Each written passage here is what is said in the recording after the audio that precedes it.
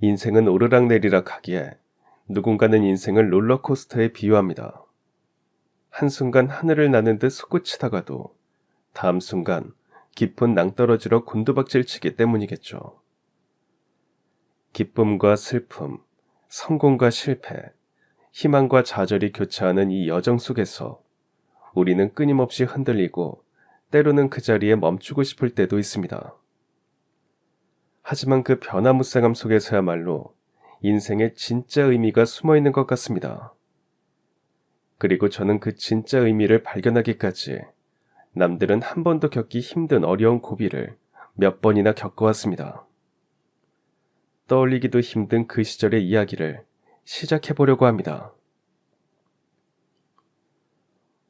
어린 시절 저는 부잣집 외동딸로 쭉 자라왔지만 계속 그렇게 살 수는 없었어요. 집안과 남편의 사업 실패, 그리고 이어진 부모님의 죽음까지. 현실은 저를 자꾸 좌절하고 무너지게 만들었고 가파른 낭떠러지로 떠밀었습니다. 그래도 삶을 포기할 수는 없었어요. 그래서 저는 남편과 함께 다시 밑바닥에서부터 시작하기로 했습니다. 사회 경험이 많지 않은 제가 할 수 있는 일은 별로 없었어요. 돈은 급하지, 직업을 고를 처지는 안 되지. 그래서 하게 된 일은 식당 서빙이었습니다. 익숙치 않은 일이라 실수 연발이었고 어쩌다 내 처지가 이렇게까지 됐을까 하고 비참함을 느끼는 날도 많았어요. 하지만 제 옆에서 다시 일어서 보겠다고, 다시 한번 잘 살아보겠다고 노력하는 남편을 보면 불평하고 자기 비하에 빠져 있을 시간도 없었습니다. 저는 악착같이 일했어요. 그러다 보니 몇 개월 후에는 일도 손에 익었고 같이 일하는 직원, 식당 사장님과도 친해졌습니다. 이런 식이라면 예전만큼은 아니지만 그래도 곧 숨통이 트일 것 같았어요. 하지만 인생은 저에게 또 한 번의 시련을 줬습니다. 살던 집을 정리하고 작은 집으로 이사를 했는데 그 집주인이 보증금을 올려달라고 한 겁니다. 당장 그 정도의 큰 돈은 없어서 어떻게 해야 할지 고민하던 찰나, 이런 제 사정을 알게 된 식당 사장님이 부잣집의 파출 부위를 소개해줬어요. 가릴 처지가 아니었고 지금보다 더 많은 월급을 준다는 말에 식당을 그만두고 그 집으로 출근하게 됐습니다. 첫 출근 날 부잣집 대문 앞에 서 있는데 어렸을 때 부모님과 살았던 집이 떠올랐어요.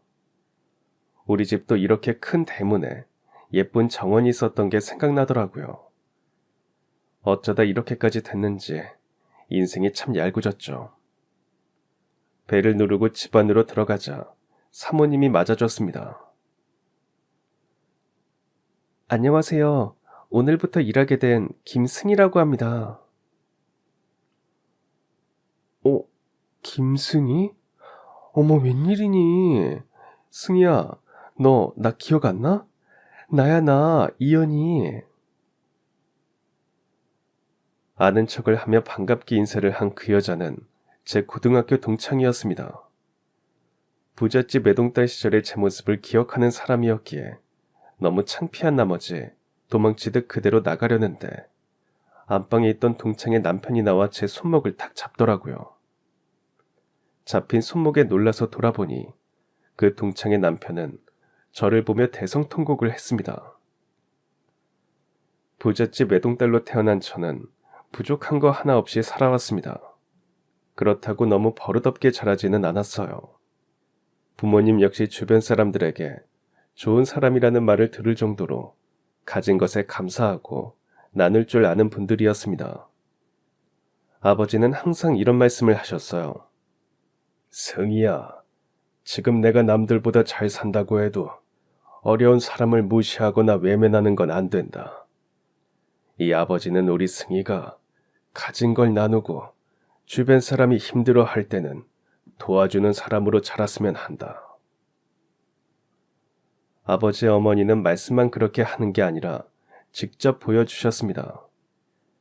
한참 어린 사람들에게도 늘 존대를 하셨고 집안일을 도와주시는 분들에게도 친절하게 대해주셨어요. 그리고 꾸준히 봉사활동이나 기부도 하셨어요. 옆에서 두 분의 그런 모습을 보면서 저 역시도 어른이 되면 부모님처럼 살아야겠다는 생각을 하며 자랐습니다. 그 시절에 저희 집에는 항상 집안일을 해주시는 분들이 있었는데요. 제가 9살 때쯤 오래 일해주셨던 아주머니께서 시골로 이사를 가야 했기에 갑자기 일을 그만두셔야 했습니다. 그래서 어머니는 급하게 새로운 가사 도우미를 구해야 했어요. 그렇게 며칠이 지난 후 나이가 지긋한 할머니 한 분이 집으로 오시게 됐습니다. 그분은 저를 보더니 오래 못 본 손녀를 만난 듯 정말 반갑게 인사를 해주셨어요. 네가 승이 맞지? 어머나 세상에, 내가 오래 살고 볼 일이야. 우리 정숙이 딸도 보게 되고 말이야. 어쩜 이렇게 예쁘게 생겼어. 정숙이 너 어렸을 때 모습이랑 똑 닮았구나. 그래요? 우리 남편 얼굴을 더 많이 닮은 것 같은데. 아니야. 눈매며 코 똑한 것까지 너를 빼다 박았어. 처음 보는 할머니였기에 낯을 가리던 저는 어머니 뒤로 숨었는데 어머니는 다시 저를 그 할머니에게 소개했습니다. 승희야, 인사드려야지. 오늘부터 우리 집안일 봐주실 할머니셔. 엄마가 결혼하기 전부터 외갓집에서 일 봐주셨던 분이야. 엄마랑도 아주 친하단다. 첫 만남이라 어색하게 인사를 한 뒤 소파에 가만히 앉아 간식을 먹으며 두 분이 하는 이야기를 들었습니다. 어머니께서 아주 걱정스레 물으셨어요. 아주머니, 저희 엄마한테 들었어요. 아드님이 2년 전에 사고로 떠나셨다고요. 아주머니가 일하면서 혼자 키웠던 그분 맞죠? 이제야 좀 괜찮게 사나 했더니 며느리랑 같이 한날 한시에 세상을 떴어. 세상에, 어쩌다가요. 2년 전에 아들 내외랑 손자가 여름 휴가를 다녀오는 길에 교통사고가 났지 뭐야. 며느리가 지아들 살리겠다고 온몸으로 감싸 안아서 손자만 겨우 목숨 구했어. 그래서 내가 지금 그 아이 키우면서 둘이 살고 있어.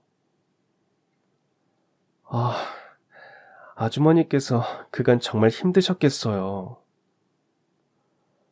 아유, 아니야. 그래도 우리 손자 보면 내가 힘이 나. 그 녀석 뒷바라지 하면서 다시 일하다 보니 이렇게 너랑도 다시 인연이 닿았잖니. 아휴, 내가 늙어서 정숙이 너한테 도움이 되려나 모르겠다. 아주머니, 그게 무슨 말씀이세요? 제가 아주머니 음식을 얼마나 좋아하는데요. 그리고 지금까지 가사 도우미로 몇 번 만나봤지만 아직까지 아주머니처럼 손끝 야무진 분들은 없었어요. 다시 저희 집으로 와주셔서 얼마나 고마운데요. 말이라도 그렇게 해주니 고맙다. 정말 너 아니었으면 이번 달 월세도 마련 못해서 나랑 우리 손주 쫓겨났을 거야. 어머니는 할머니의 사정을 듣자마자 무척이나 안타까워하셨어요. 그리고 한 가지 제안을 하셨습니다. 아주머니, 그러지 마시고 우리 집 와서 손자랑 사세요. 월세는 안 내셔도 돼요. 아까 들어올 때 마당 옆에 딸린 집 보셨죠? 거기 지금 빈 공간이에요. 그래서 저는 아주머니가 거기 들어오시면 너무 좋을 것 같아요. 제가 남편한테는 잘 말해둘게요. 가정부 할머니는 몇 번이고 거절하셨지만 어머니의 고집도 만만치 않았고 얼마 지나지 않아 그 가정부 할머니는 손자를 데리고 저희 집에 들어와 입주 가정부 생활을 시작했습니다. 그리고 그때 저도 할머니의 손자를 처음 만나게 됐어요. 저보다 3살 많은 그 남자아이의 이름은 박영준이었고 옷은 허름했고 몸은 말랐지만 어린 제가 보기에도 눈빛만은 반짝이는 게 굉장히 똑부러진 아이처럼 보였습니다. 가정부 할머니는 어머니와도 오래 알고 지낸 사이라 그런지 저를 친손녀처럼 대해주셨고 저 역시 손자 할머니라 부르며 잘 따랐어요. 할머니의 손자 역시 또래답지 않게 의젓했고 혼자 자라서 외로웠던 저한테 좋은 오빠가 되어주었습니다.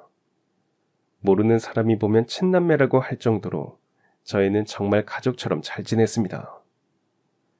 몇 년 뒤 할머니의 손자인 영준 오빠가 고등학교 입학을 앞두고 있던 때였습니다. 오빠는 머리도 좋고 공부도 잘해서 성적은 항상 상위권을 유지하고 있었죠. 그래서 고등학교, 대학교도 당연히 갈 줄 알았어요. 하지만 할머니는 나이가 들어서 그런지 아픈 곳도 많아졌고 예전보다 부쩍 힘들어하실 때가 늘어났습니다. 영준 오빠는 가장 가까이서 할머니의 그런 모습을 보며 걱정이 많아졌고 결국엔 고등학교 입학을 포기하고 할머니를 대신해 취업을 하겠다고 선언했습니다. 할머니는 그게 무슨 소리냐면서 펄쩍 뛰며 반대하셨고 그 일은 결국 저희 아버지의 귀에도 들어가게 됐습니다. 아버지는 며칠 뒤 영준 오빠를 불렀습니다. 영준아, 아저씨가 할 말이 있어서 불렀어. 너 할머니한테 고등학교 안 들어가겠다고 했다면서. 네, 사장님. 할머니께서 일하시는 이유가 제 뒷바라지 때문인데 이제 나이도 많으시잖아요. 여기저기 아프다고 하시는데 언제까지 이렇게 고생만 하실 수는 없어요. 그럼 공부를 관두겠다는 거야? 영준이 너 성적도 좋은데 이대로 관두기는 아깝지 않아? 대학교도 가고 싶지 않니? 사장님, 지금의 저한테는 공부를 계속한다는 게 다 사치 같아요. 영준아, 그러면 이 아저씨가 너를 후원해주마. 네? 아니요, 사장님. 지금까지 도움 주신 것도 과분합니다. 또 도움을 받게 되면 제가 너무 염치가 없어요. 아니야.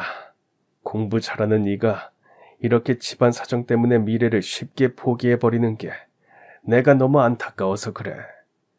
아저씨가 학비 지원해 줄 테니까 걱정 말고 공부 계속해라. 나중에 잘 되면 갚으면 되지. 안 그러니? 사장님, 정말 감사합니다. 제가 공부 열심히 해서 꼭 좋은 데 취업할게요. 그래서 돈 많이 벌면 이거 다 갚겠습니다. 정말이에요. 저희 아버지는 손자 할머니 손자인 영준 오빠의 고등학교 학비부터 대학교 등록금까지 아무런 조건 없이 지원해 주셨습니다. 오빠는 그게 고마워 이전보다 더 열심히 공부했고 대학교에 들어가서는 성적 장학금까지 받았습니다. 그러던 어느 날 우편함을 확인하시던 어머니께서 깜짝 놀라 영준 오빠를 급하게 찾았습니다. 영준아, 영준아, 네 앞으로 뭐가 왔는데 직접 와서 확인 좀 해봐. 그건 입영 통지서였습니다. 영준 오빠도 군대를 가야 할 때가 온 것이었죠. 통지서를 본 오빠는 걱정을 한가득 담은 얼굴을 한 채 할머니께 말했습니다. 할머니 어쩌죠? 제가 입대하면 할머니 몇 년간 혼자 계셔야 할 텐데 괜찮으시겠어요? 영준아, 이 할미 아직 건강하다. 두 팔 두 다리 멀쩡하고 어디 안 좋으면 바로 병원에 가면 되는데 뭐가 걱정이야. 그리고 사장님 내외도 바로 지척에 있으니까 큰일이라도 생기면 도와주실 게다. 그러니까 할미 걱정하지 말고 군대 잘 다녀와라. 입영 통지서를 받고 나서부터 입대 날짜까지는 눈 깜짝할 사이에 다가왔습니다. 저 역시도 친오빠처럼 따르던 영준 오빠를 한동안 못 볼 거라 생각하니 조금 슬퍼졌어요. 그래서 훈련소로 떠나기 전날 군대에서 필요하다는 시계를 하나 사서 선물했습니다. 영준 오빠, 이거 받아. 내가 용돈 모아서 산 시계야. 군에 가면 이런 거 필요하다고 해서. 돈도 없으면서 뭐 이런 걸 준비했어. 고맙다. 그리고 승희야, 나 없을 때 우리 할머니 잘 좀 부탁해. 할머니가 약을 잘 안 챙겨 드시거든. 한 번씩 확인 좀 해주고. 그리고 또 오빠 걱정 좀 그만해. 아예 안 올 것도 아니고 몇 년만 있으면 제대할 텐데 왜 그러는 거야. 휴가도 있잖아. 할머니랑 떨어지는 건 처음인데 요즘 몸도 부쩍 안 좋아지셨으니까 아무래도 걱정이 되네. 걱정 마. 내가 하루에도 몇 번씩 할머니 상태 잘 볼 거니까. 오빠는 건강하게만 있다 와. 여기 일은 걱정 말고. 그래, 승희 너한테도 정말 고마운 게 많아. 너희 가족한테 받은 것들 어떻게 다 갚아야 할지 모르겠다. 다음날 영준 오빠는 저희 가족의 배웅을 받으며 입대를 했습니다. 그리고 한동안은 별탈 없는 하루하루가 계속됐어요. 딱 한 가지, 할머니의 건강만 빼면요. 할머니는 나이가 드신 탓인지 몸은 점점 더 약해졌고 몸져 눕게 되는 날도 늘어갔습니다. 그러다 결국 저희 집 청소를 하시다가 그만 정신을 잃고 쓰러지셨고 한동안 병원에 입원해야만 하는 상황이 되었습니다. 저 어머니는 순자 할머니 곁을 지켰어요. 아주머니, 정신이 좀 드세요? 아유, 어쩌다 내가 병원에 나 쓰러졌니? 네, 아주머니 지금 몸 상태가 말이 아니래요. 며칠간 입원하셔야 될 것 같아요. 아유, 아니야. 나 지금은 괜찮아. 입원하면 돈이 얼만데. 정신도 들었으니 다시 집에 가야지. 할머니는 몸을 일으켜 팔에 들어가 있는 주사 바늘을 빼려고 하셨습니다. 그걸 본 어머니는 할머니의 손을 잡으며 말씀하셨어요. 아주머니 왜 이러세요? 더 누워 계셔야 한다니까요. 병원비는 걱정 안 하셔도 돼요. 이미 제가 다 계산했어요. 얼마 나오지도 않았고요. 정숙이 너한테는 내가 이렇게 신세만 진다. 아유, 이거 다 미안하고 고마워서 어떡하니. 아주머니, 그렇게 미안하시면 얼른 기운 차려서 일어나세요. 아셨죠? 하지만 가정부 할머니는 연세도 있었고 고생도 많이 하신 탓이었는지 쉽게 건강을 회복하지 못하셨어요. 어머니는 계속해서 가족이 없는 할머니 곁을 지켰고 저 역시도 손자할머니가 걱정이 되어 학교가 끝나면 집으로 가는 대신 자주 병원에 들렀습니다. 그런데 갈 때마다 할머니의 안색이 점점 안 좋아지는 게 보였습니다. 그러던 어느 주말, 집에서 쉬고 계시는 아버지까지 다 같이 손자할머니의 병문안을 갔던 날이었습니다. 할머니는 힘들게 몸을 일으켜 오랜만에 본 아버지에게 인사를 했습니다. 사장님도 오셨어요? 아유, 제가 얼른 일어나야 할 텐데 쉽지가 않네요. 집안일도 해야 하는데 말이에요. 생각해보면 제가 참 정숙이한테도 사장님한테도 면목이 없습니다. 할머니는 이제 숨 쉬는 것도 어려운 것처럼 보였지만 아버지께 계속 말씀하셨습니다. 저기 사장님, 염치 없지만 이 늙은이가 마지막으로 부탁 하나만 더 해도 될까요? 제가 만약 이대로 못 일어나면 우리 영준이 좀 잘 부탁드리겠습니다. 어르신, 그게 무슨 말씀이세요? 예전처럼 건강해지셔야죠. 그리고 영준이는 그렇게 부탁 안 하셔도 영준이도 이미 제 자식 같은 아이입니다. 네, 사장님 정말 좋은 분이신 거 알죠? 그래도 제가 없으면 혼자 남겨질 영준이가 걱정되네요. 손잘머니는 그 말을 남기신 후 다시 일어나지 못하셨고 병원에서 그대로 세상을 떠나시고 말았습니다. 군대에 가 있는 영준 오빠 대신 저희 가족이 빈소를 마련했고 오빠도 할머니의 임종 소식을 듣고 부랴부랴 장례식장으로 왔습니다. 할머니 저 왔어요. 제가 너무 늦었죠? 죄송해요. 정말 죄송합니다. 영준아, 일어나서 할머니께 제대로 인사드리자. 잘 보내드려야지. 영준 오빠는 상복으로 옷을 갈아입은 뒤 할머니의 빈소를 지켰고 문상객들이 한 차례 다녀가자 영정 사진을 보며 넋을 놓고 앉아 있었습니다. 저는 그 모습이 너무 안쓰러웠어요. 손자할머니에게도 가족은 오빠뿐이었지만 오빠에게도 남은 가족이라고는 할머니뿐이었으니까요. 저는 물 한 모금도 먹지 않은 오빠에게 식사를 가져다 줬습니다. 영준 오빠, 오빠도 뭐 좀 먹어야지. 여기 도착하고 나서부터는 아무것도 안 먹었잖아. 승희야, 너도 우리 할머니 돌아가실 때 옆에 있었다며? 할머니 돌아가실 때 많이 힘들어하셨니? 아니, 할머니 편하게 가셨어. 할머니가 돌아가실 때까지 오빠 걱정 많이 하셨어.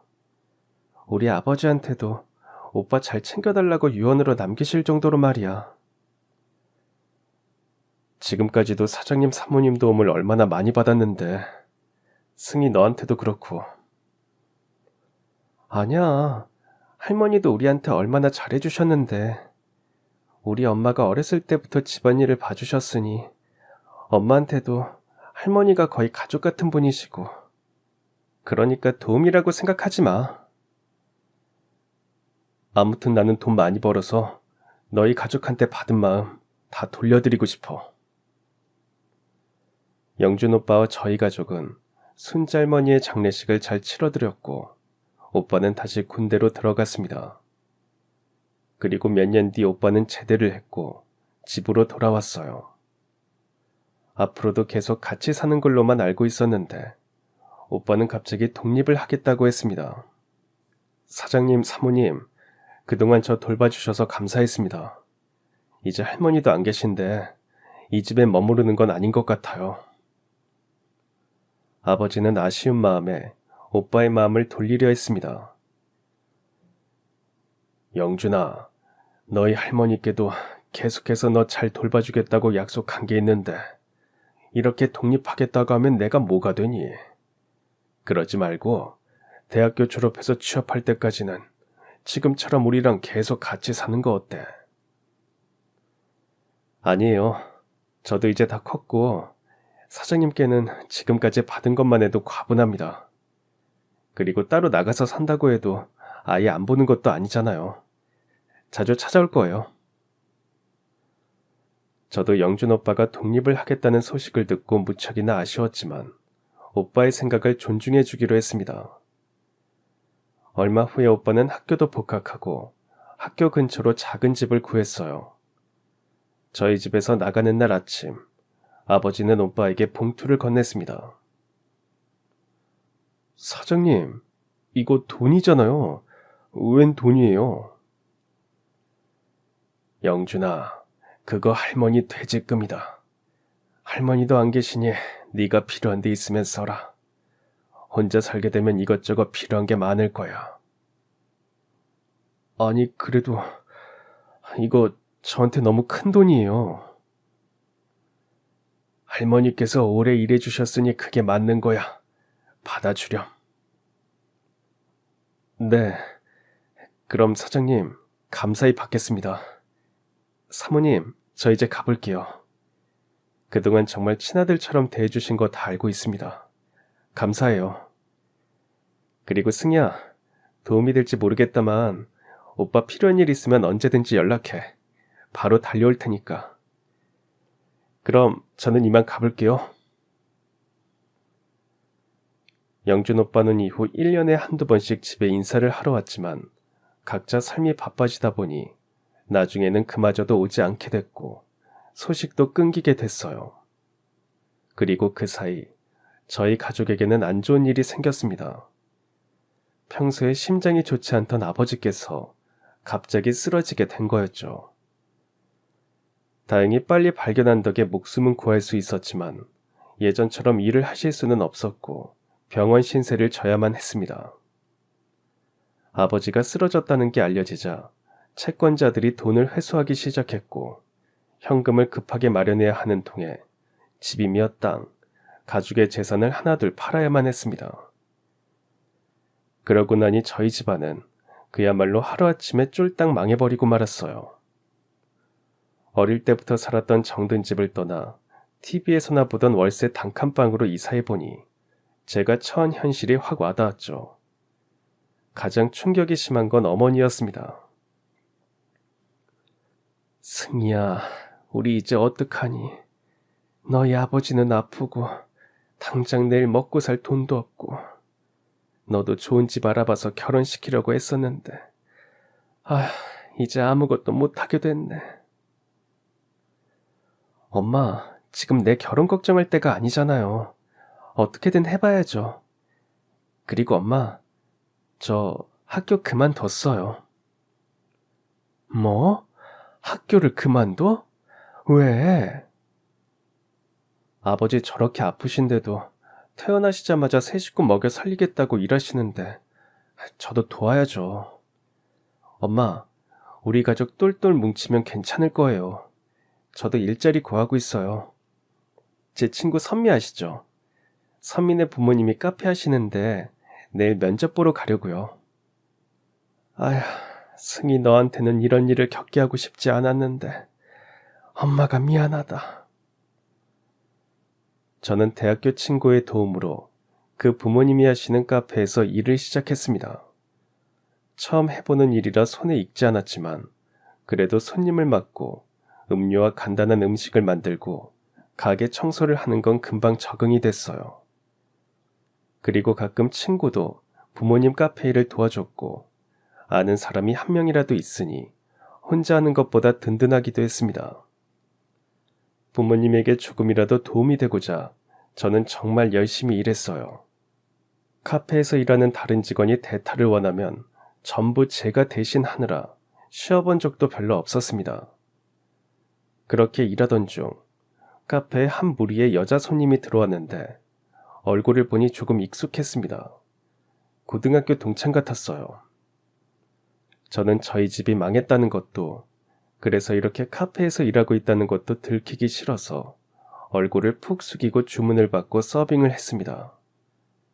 동창들은 자신들의 이야기에 빠져 제 얼굴을 쳐다보지도 않았죠.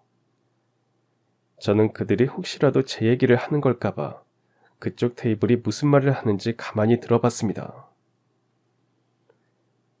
연희 결혼한다던데 청첩장 받았어? 너희 연희 남편 될 사람 이야기 들었어? 사업가래. 외국에서 돈 엄청 벌어와서 한국에서 인테리어 회사 열었다는데 그게 성공했다고 하더라고. 아, 연희가 그렇게 좋은 남자랑 결혼할지 누가 알았겠어. 부럽다. 나는 언제 그런 남자 만나서 결혼하니? 고등학교 동창들은 누군가의 결혼에 대한 이야기를 하는 듯 했습니다. 아무 걱정 없이 수다를 떨고 있는 그들을 보니 집이 망하지만 않았다면 저 역시도 저 무리에 껴서 이런저런 이야기를 하며 웃고 있을 거라는 상상이 됐어요. 하지만 다 부질없는 일이었습니다. 그건 이미 옛날 이야기였죠. 씁쓸했지만 저는 현실을 직시해야 했어요. 제가 일하는 카페는 작았지만 그래도 단골이 꽤 많아서 손님은 끊기지 않았어요. 며칠 일하다 보니 얼굴도 금방 외우게 됐는데요. 그중에는 아침 일찍 와서 항상 똑같은 음료를 사가는 남자 손님도 있었습니다. 어서 오세요. 토마토 주스랑 따뜻한 커피 한 잔 맞으시죠? 네. 제가 뭐 사가는지 알고 계셨네요. 그럼요. 매일 오시는 분이잖아요. 금방 만들어 드리겠습니다. 음료 2잔을 만들어 건네주는데 하루는 그 남자 손님이 제게 관심을 보였습니다. 저기 혹시 이름이 어떻게 되세요? 저요? 저는 김승희라고 하는데요. 혹시 음료에 뭐 문제라도 있나요? 다시 만들어 드릴게요. 죄송합니다. 그게 아니고요. 승희 씨, 저는 박동수라고 합니다. 사실 그동안 이 가게 올 때마다 승희 씨가 있었으면 했어요. 처음 그쪽 봤을 때부터 친해지고 싶었습니다. 괜찮으시면, 저랑 밖에서 식사 한 번만 해주시면 안 될까요? 그게 지금 너무 갑작스러워서 그러는데 당장 대답해야 하나요? 아닙니다. 생각해 보시고 말씀해 주세요. 그럼 저는 이만 가보겠습니다. 갑작스러운 그 남자의 말에 당황스러워서 생각해 보겠다는 말로 돌려보냈지만 이후로 남자는 저를 볼 때마다 제가 하는 일을 도와주면서 계속 관심을 보였습니다. 승희 씨, 이거 제가 들어드릴게요. 아니에요. 동수 씨도 바쁘실 텐데 괜찮아요. 지금은 한가합니다. 이거 너무 무거운데 저한테 맡기세요. 매번 이렇게 도와주시니까 어떻게 해야 할지 모르겠어요. 그러면 저랑 식사 한 번만 해주시면 됩니다. 맛있는 거 사드릴게요. 동수 씨는 계속 저에게 관심을 보였고 사실 그 남자가 싫지 않았습니다. 생긴 것도 듬직했고 저 말고도 카페에서 일하는 직원들에게 항상 친절하고 상냥하게 대해줬습니다.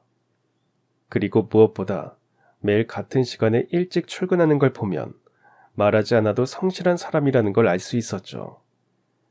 꾸준한 그의 구애에 저도 그 마음을 받아주기로 했고 동수 씨와 저는 연인이 되었습니다.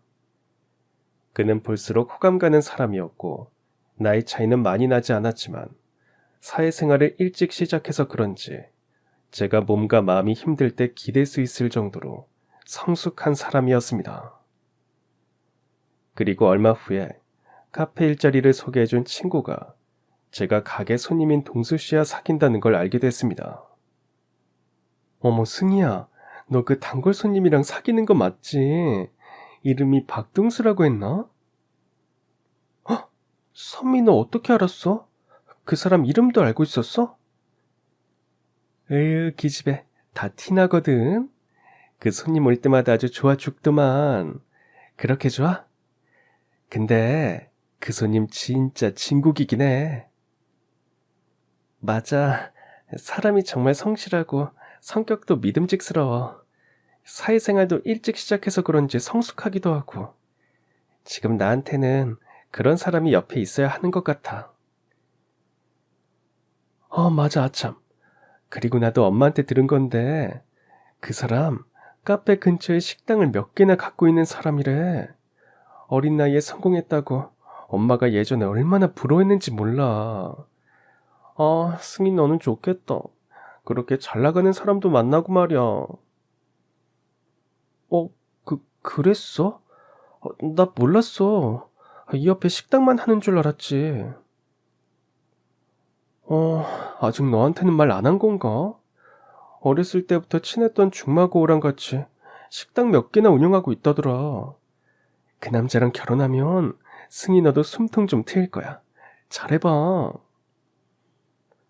친구는 잘 됐다면서 좋아했지만 저는 그 사실을 알고 나서 그가 조금 부담스럽고 멀게 느껴졌습니다. 예전이었다면 모를까 집안이 망하고 난 뒤에 저는 가진 게 아무것도 없었기에 결혼을 하게 되면 그가 너무 미치는 거라는 생각이 들었거든요. 하지만 그는 저와 결혼하고 싶어 했고 저는 그 마음을 받아주는 게 어려웠습니다. 그래서 결혼하자는 그의 청혼을 선뜻 받아들일 수가 없었어요. 승희 씨, 나랑 왜 결혼 못하겠다는 거야? 동수 씨도 저희 집안 사정 알고 있잖아요. 나는 지금 아무것도 가진 게 없어요. 돈 벌면 빚 갚기 바빠서 모은 것도 없다고요. 이런 상황에서 어떻게 동수 씨랑 결혼을 해요? 차이가 나도 너무 크게 나잖아요. 연애라면 몰라도 결혼하면 동수 씨가 힘들 거예요. 승희 씨, 나는 그런 조건 같은 거 필요 없어.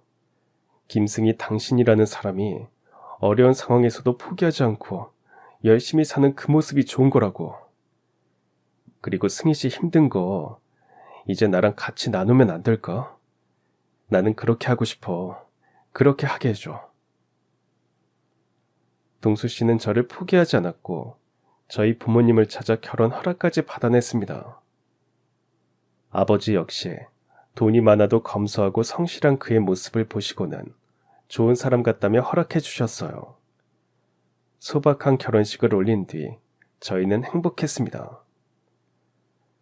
그런데 몇 달 후, 이번에는 남편에게 안 좋은 일이 생기고 말았습니다. 최근에 다시 병원에 입원하신 아버지를 뵙고 집에 돌아가 보니 퇴근 시간도 아닌데 남편이 와 있었습니다. 여보, 오늘 일찍 퇴근한 거예요? 혹시 몸이 안 좋아요? 그게 여보, 명식이가 명식이라는 사람은 남편과 함께 동업을 하고 있는 중마고우의 이름이었어요. 명식 씨가 왜요? 무슨 일 있어요? 명식이가 잠적했어. 통장이랑 현금 다 가지고 사라졌어. 남편이 식당에 실질적인 일을 하고 있다면 동업자인 명식 씨는 주로 회계 업무, 그러니까 식당의 돈을 담당하고 있었습니다. 오래 알고 지낸 친한 친구였기에 믿고 맡겼던 것인데 명식 씨가 남편 몰래 계속해서 돈을 빼돌리고 있었던 것이었습니다. 명식 씨가 돈을 빼돌렸다고요? 어떻게, 얼마나요? 명식이가 그동안 도박을 하고 있었나 봐. 도박빚 갚으려고 나 몰래 돈을 빼돌린 것 같은데 감당할 수 없을 정도가 되니까 메꾸지도 못하고 남은 현금 몽땅 다 챙겨서 사라져버렸어. 그럼 이제 뭘 어떻게 하면 돼요? 일단 이 집도 팔고 그동안 모아둔 현금 찾아서 갚을 수 있는 건 다 갚고 가게 문 닫는 건 막아봐야지. 남편은 식당을 몇 개라도 살려보고자 그동안 모아둔 재산을 다 팔아봤지만 그 정도로는 어림도 없었습니다. 여러모로 힘든 와중에 엎친 데 덮친 격으로 큰 의지가 됐던 아버지마저 긴 투병 생활 끝에 돌아가시고 말았습니다. 그리고 그게 큰 상심이 되었던 탓인지 어머니 역시 얼마 버티지 못하셨고 3개월 뒤 아버지를 따라 세상을 떠나고 말았습니다. 왜 항상 나쁜 일은 한꺼번에 오는지 이런 현실이 너무 힘들어서 저 역시도 모든 걸 포기하고 싶었습니다. 하지만 남편은 이런 저와는 달리 의지가 강한 사람이었어요. 여보, 승희씨, 우리 아직 젊잖아. 나 밑바닥부터 다시 시작할 거야. 당신도 내 옆에서 함께 해줘. 내가 꼭 보란듯이 일어서서 행복하게 해줄게. 어두운 터널도 계속 걷다 보면 밝은 빛을 만날 수 있잖아. 우리 지금 잠깐 힘든 시기를 지나고 있다고 생각하자. 남편의 말은 제게도 힘이 됐습니다. 동수 씨는 사장으로 일했던 경력도 다 소용없다며 어느 오래된 식당에 직원으로 들어갔습니다. 주방 보조도 하고 홀에서 서빙도 하며 일을 가리지 않았고 하루에도 12시간이 넘게 일했어요. 저 역시 가만히 있을 수만은 없었습니다. 남편 혼자 이 짐을 짊어지게 할 수는 없었기에 뭐라도 해보려고 했지만 대학교는 중퇴하고 카페 아르바이트 경력밖에 없는 제가 당장 구할 수 있는 건 식당에서 설거지하는 것뿐이었습니다. 늦은 밤이 되면 남편과 저는 늘 지친 몸을 이끌고 단칸방으로 돌아왔습니다. 남편은 잔뜩 부어있는 제 발을 주무르며 말했어요. 여보, 나 때문에 고생이 많지? 결혼할 때 편하고 행복하게 살 수 있게 해준다고 했는데 너무 미안해. 그런 소리 말아요. 당신이 말했잖아요. 우리 같이 이겨내자고요. 집에서 가만히 동수씨 고생하는 것만 보면 내가 편할 것 같아요. 나도 당신한테 도움되고 싶어서 하는 일이니까 우리 얼른 남은 빚 갚고 다시 시작해봐요. 그렇게 1년 정도 열심히 일하며 조금씩 빚도 갚고 있을 무렵 뜬금없이 집주인에게서 연락이 왔습니다. 갑자기 보증금을 올려달라고 하더라고요. 며칠 만에 큰돈을 어떻게 만들어야 하는지 고민이 됐고 그래서 망설이다 제가 일하는 식당 사장님께 부탁을 해봤습니다. 저기 사장님, 드릴 말씀이 있는데요. 잠깐 시간 괜찮으세요? 그래, 승희씨. 할 할 말이 뭐야? 그게 죄송하지만 월급을 3달치만 미리 받을 수 있을까요? 아? 3달치나 땡겨달라고? 아니, 나도 당장 그렇게 큰 돈은 없지. 근데 승희 씨 왜 그래? 무슨 일인데? 집에 누가 아프기라도 해? 저는 식당 사장님께 제 사정을 솔직하게 말씀드렸습니다. 아야, 사정이 딱하게 됐네. 내가 승희 씨 어떻게 사는지 모르는 것도 아니지만 당장 나도 돈을 구하지는 못해. 이거 도움이 안 돼서 어쩌지? 아니요, 사장님. 저도 무리한 부탁이라는 거 알아요. 죄송합니다. 못 들은 걸로 해주세요. 아, 승희 씨. 그럼 혹시 이 일 말고 파출부 일 해볼래? 부잣집 가정부 말이야. 내가 월급 많이 준다는 집으로 알아봐 줄 수 있는데. 못해도 지금 월급보다는 훨씬 잘 받을 수 있을 거야. 정말요? 어딘데요? 저 할게요. 근데 파출부 일이 만만치가 않아. 일도 많고 집주인 비위 맞추기도 힘들 텐데 할 수 있겠어? 이런 일 저런 일 따질 때가 아니었어요. 지금보다 돈만 더 벌 수 있다면 어떤 일이든지 해야만 했습니다. 저는 식당 사장님의 소개로 부잣집 파출부 일을 시작하게 됐어요. 그렇게 출근하게 된 곳은 고급 주택이 몰려있는 동네였습니다. 식당 사장님이 알려준 주소로 가보자 어릴 적 제가 살았던 집이 떠올랐어요. 부잣집 외동딸로 돈 걱정 없이 살았다는 사실이 그저 꿈처럼 느껴졌습니다. 인생이라는 게 참 우습다. 내가 이렇게 될 줄 누가 알았겠어. 아, 김승희, 부질없는 생각 그만하고 일이나 열심히 하자. 초인종을 누르자 두꺼운 문이 소리를 내며 열렸고 그 안으로 들어가자 잘 관리된 정원이 보였습니다. 그곳을 지나서 현관으로 갔더니 앞으로 제가 사모님이라 불러야 하는 여자 집주인이 서 있었습니다. 그녀에게 허리를 숙여 인사를 했어요. 사모님 안녕하세요. 오늘부터 일하게 된 김승희라고 합니다. 그렇게 말하고 고개를 들었더니 집주인이 어딘가 익숙하다는 듯한 표정으로 한참 저를 쳐다보더니 이내 반갑게 아는 척을 해왔습니다. 어머, 너 김승희 맞지?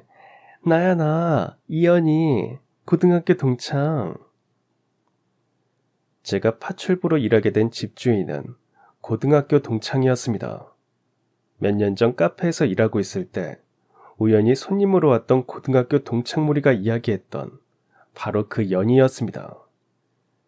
사업으로 성공한 돈 많은 남자를 만나 결혼하게 돼서 부러움을 샀던 그 친구였어요. 친구는 반가워서 크게 제 이름을 부르며 손을 잡고 아는 척을 했지만 그 순간 저는 너무 부끄럽고 창피했습니다. 부잣집 외동딸 시절의 제 모습을 기억하는 사람이었기 때문이었죠. 그때와는 너무 차이가 나는 제 현실이 창피해서 친구의 손을 뿌리치고 도망가려는 찰나 안방에 있던 동창의 남편이 나와 제 손목을 턱 잡았습니다. 너무 놀라서 돌아보니 그 동창의 남편은 제 이름을 부르며 대성통곡을 하고 있었습니다. 이런 상황이 너무 당황스러워 그의 얼굴을 자세히 보니 저 역시 경악하고 말았습니다. 그 남자는 어릴 때 저희 집에서 살던 가정부 손자 할머니의 손자 영준 오빠였습니다. 영준 오빠, 정말 영준 오빠 맞아요? 나야 승희야. 나 알아보겠니? 안에서 네 이름이 들리길래 설마 해서 나와본 건데 정말 너일 줄은 몰랐다. 승희야, 어떻게 지냈어? 우리 이러지 말고 앉아서 이야기하자. 영준 오빠의 손에 이끌려 저는 그 집의 거실 한가운데 있는 소파에 앉았습니다. 제 고등학교 동창이자 지금은 영준 오빠의 아내인 연희는 저희 두 사람이 어떤 사이인지 무척 궁금한 표정이었습니다. 여보, 내가 예전에도 말한 적 있지? 나랑 우리 할머니랑 도와주신 분들 있다고. 승희가 그분들 딸이야. 승희 가족들의 보살핌이 없었다면 나는 사람 구실도 못하고 살았을 거야. 우리가 이렇게 번듯하게 잘 살고 있는 건 모두가 승희 어머니 아버지 덕분이야. 동창 역시 그동안 영준 오빠에게 들은 이야기가 있어서인지 그 말을 듣고는 단번에 저희가 어떤 사이인지 이해하는 것 같았습니다. 저는 그동안 오빠가 어떻게 살았는지가 궁금했어요. 영준 오빠, 그동안 어떻게 지낸 거예요? 왜 아무런 연락도 없었어요? 저희 부모님이 오빠를 얼마나 걱정했는데요. 그러게, 미안하다. 너희 집에서 나가고 나서 돈을 많이 벌고 싶었어. 그래서 졸업하자마자 외국 계열 건축 회사에 취업을 했는데 바로 해외 지사에 나가게 됐어. 갑작스러운 일이라 너희 집에는 알리지도 못했지. 처음에는 힘들었는데 사람이라 그런지 금방 적응을 하더라. 외국에서 쓸 데가 없으니까 돈도 많이 모았어. 그리고 몇 년 뒤에 다시 한국으로 돌아온 거야. 그랬구나. 난 그런 줄도 모르고 혹시나 오빠가 우리 가족한테 뭐 서운한 일이 있는 줄 알았어요. 그래서 연락 끊은 건가 했죠. 근데 오빠 정말 성공했나 봐요. 이렇게 좋은 집에 사는 것 보면 정말 잘 됐어요. 운이 좋았나 봐. 한국 들어와서 외국에서 모은 돈으로 인테리어 사업을 시작했는데 그게 잘 됐어. 그리고 이 사람 만나서 결혼도 했지. 나 들어오자마자 너희 가족한테 인사하려고 집으로 찾아갔었어. 근데 이미 주인이 바뀌었더라. 사장님이랑 사모님 찾으려고 노력해봤지만 결국 못 찾았어. 부모님은 잘 계셔? 그게 오빠, 엄마랑 아버지 두 분 다 돌아가셨어요. 영준 오빠는 저희 부모님이 세상을 떠났다는 말을 듣고 또 한 번 눈물을 보였습니다. 저는 다시 떠올리기 힘든 과거의 이야기를 영준 오빠에게 털어놨습니다. 오빠는 제 말을 듣더니 큰 한숨을 쉬며 탄식했어요. 내가 조금만 더 일찍 알았더라면, 한국에 와서 바로 너희 가족을 찾았더라면 이렇게까지 힘들진 않았을 텐데. 그러면 승희, 너는 그동안 어떻게 살았어? 어쩌다 가정부일을 하게 된 거야? 저와 남편의 일까지는 말하고 싶지 않았지만 오빠가 하도 궁금해해서 남편이 친구에게 사기를 당한 것도, 그 뒤 돈을 마련하기 위해 식당 일을 하다 집 보증금을 구해보려고 월급을 더 많이 준다는 파출부일을 시작하게 된 것까지 다 털어놨습니다. 영준 오빠는 한동안 깊은 생각에 빠진 듯 했죠. 그러더니 잠시 후 생각지도 못한 제안을 했습니다. 저기 승희야, 내가 예전에 군대 가기 전에 너한테 했던 말 기억하니? 나중에 돈 벌면 그동안 너희 가족에게 받았던 은혜를 꼭 갚겠다고 했던 거. 그게 아무래도 지금인 것 같다. 가족에게 받은 은혜를 갚는다니. 오빠, 그게 무슨 말이에요? 내가 너희 부부에게 투자를 하면 어떨까? 남편이 식당 준비를 하고 있다고 했지. 괜찮은 식당 하나 구해서 멋있게 인테리어까지 해줄게. 투자 조건은 월 400이고 투자금만 회수하면 그 가게를 바로 너희 부부한테 넘겨주는 걸로 하고. 어떠니? 이만하면 괜찮은 조건 아닌가? 괜찮은 조건이라뇨. 오빠, 세상에 이런 파격적인 투자가 어딨어요. 가족도 이렇게는 안 해요. 아니야. 내가 이렇게 잘 살게 된 건 모두 다 너희 가족 덕분이야. 이 정도는 지금 내가 도와줄 수 있으니까 부디 거절하지 말아줬으면 좋겠다. 영준 오빠, 오빠한테 도움을 준 건 저희 부모님이지 제가 아니에요. 그래서 저는 그 도움 받을 수가 없어요. 그래, 네 말도 맞지만 생각해보면 이렇게 우리가 다시 만난 것도 하늘에 계시는 우리 할머니랑 너희 부모님이 다 이어준 게 아닐까? 승희야, 사장님, 사모님 두 분 다 돌아가셨으니 내가 너라도 도울 수 있게 해줘. 부탁이다. 영준 오빠의 계속되는 설득에 저는 그 투자를 받기로 하고 집에 가서 남편에게도 이 말을 전했습니다. 그러자 남편은 너무 고마운 분이라면서 우리가 열심히 해서 빨리 투자금을 돌려드릴 수 있게 하자고 했습니다. 얼마 후 저희는 영준 오빠의 도움으로 번듯한 식당을 오픈했습니다. 식당 인테리어 역시 오빠 회사의 직원들이 하나부터 열까지 신경을 써줬어요. 남편과 저는 둘이 함께 밑바닥부터 차근차근 시작했습니다. 가게 홍보부터 음식을 만드는 것도 전부 저희 둘의 손으로 직접 했어요. 남편이 사기는 당했지만 그간 식당을 운영해온 노하우와 성실한 자세까지 더해져 날마다 손님이 늘어갔습니다. 그 덕에 저희 식당은 금방 성공했고 2년 만에 영준 오빠에게 돌려줄 투자금을 마련할 수 있었어요. 그날 저는 너무 기쁜 나머지 울먹이며 영준 오빠에게 전화로 이 사실을 알렸습니다. 오빠 이제 투자금 회수할 수 있게 됐어요. 뭐? 벌써? 너희 부부가 잘할 거라 예상은 했다만 이렇게 빨리 성공할 줄은 몰랐어. 승희야, 축하하고 그간 고생 많았다. 이번 주말에 시간 되세요? 저희 남편이 오빠한테 투자금 돌려주면서 저녁도 사고 싶다고 해서요. 이번에는 우리가 거하게 한턱 쏠 테니까 비싼 걸로 드세요. 연희도 같이 데리고 오세요. 며칠 뒤 주말, 저희 부부는 식당을 개업하고 처음으로 문을 닫고 미리 예약해둔 식당으로 향했습니다. 그곳에서 영준 오빠네 부부를 만났습니다.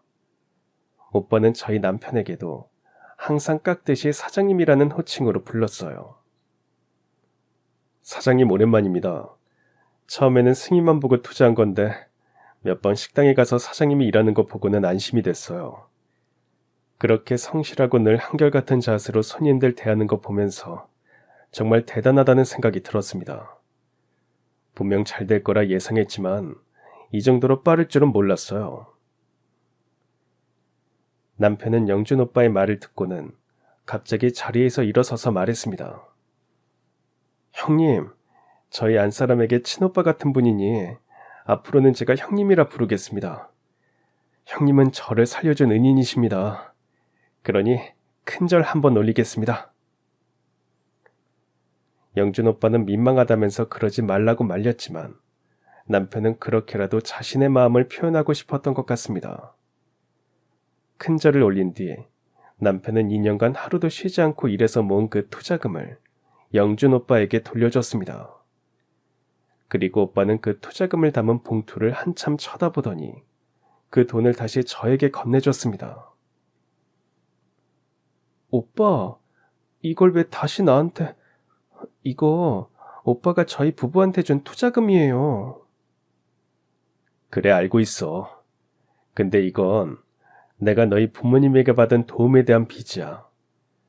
월세 안 받은 것도 고등학교 학비랑 대학교 등록금까지 지금이라도 갚을 수 있어서 다행이다. 빚이요? 아니에요. 오빠는 우리 부부 도와주는 걸로 이미 다 갚았어요. 오빠가 그때 안 도와줬다면 우리 지금 이렇게 살지도 못했을 거예요. 그래, 그래서 그 돈은 이렇게 투자금으로 회수했잖니. 지금 내가 너한테 준 돈은 다시 갚을 필요가 없는 거야. 이건 내가 승희 너희 가족에게 갚는 예전의 빚이야. 이제라도 갚을 수 있게 되어 다행이다. 그날 저희 부부의 성공을 축하하러 모인 네 사람은 각자 기쁨의 눈물을 흘렸습니다.